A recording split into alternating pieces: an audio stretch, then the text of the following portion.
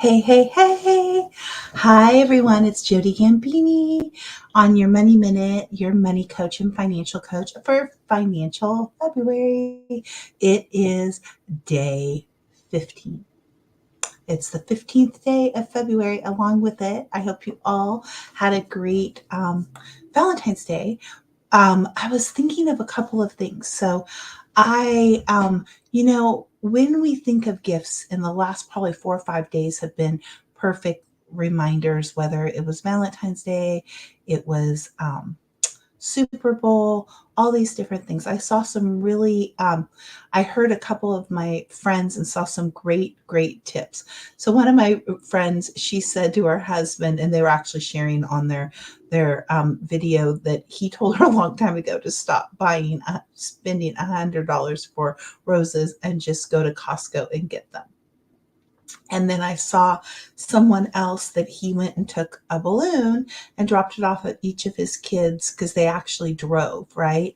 And so it's using your time, talents, and treasures. So keep that in mind.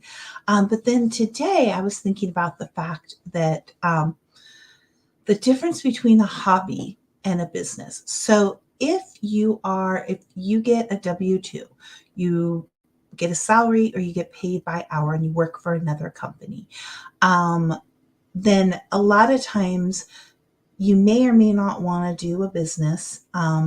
So there's really three categories that you fall in. One of you, and out of the two of you, if there's two of you that file, one of you gets commission based, has a side business, or is an entrepreneur or business owner.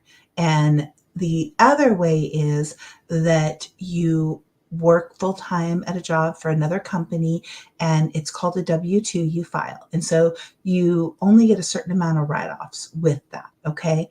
And so I was thinking about this because I heard a whole bunch of people I know talking about hobbies. So I just wanted to throw this out there with you. A hobby to me is something that you need to save or allocate money for, and you don't get to deduct anything.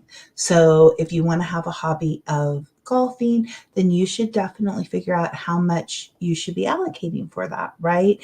If you want to race motorcycles, you should allocate. If you both are W-2 employees and you don't want to turn it into any kind of business.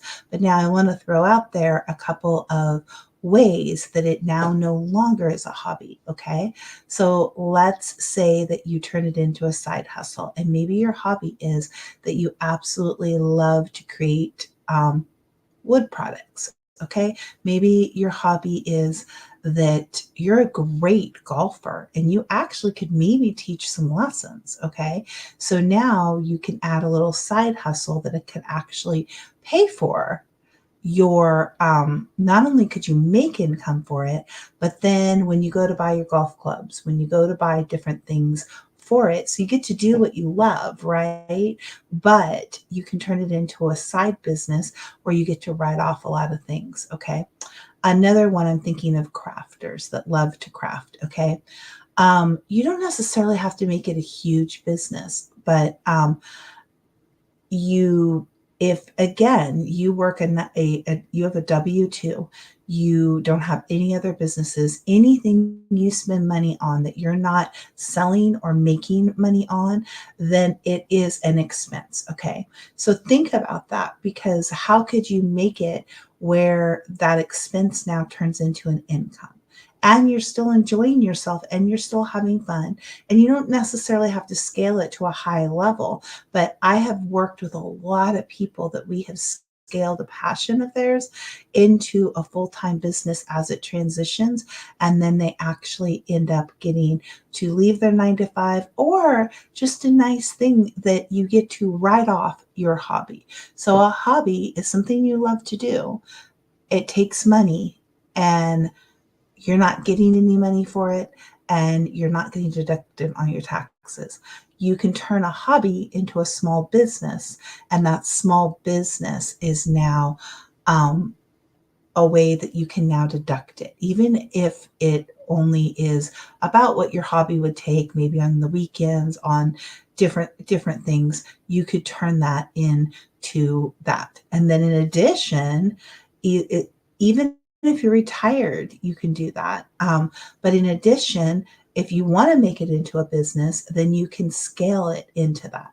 But I would just say to think about that, about hobbies, and just be real with yourself, because many times when I've sat down, um, they didn't really figure out how much their hobby was costing. And you may have other goals and dreams and important things. Maybe you want to retire by a certain age. Maybe you want to.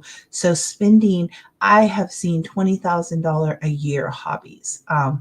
A boat that now you're paying a payment of 500 to 700 bucks a month is definitely a hobby that you probably need to allocate for, and know that you can spend time on, that you have enough extra for that.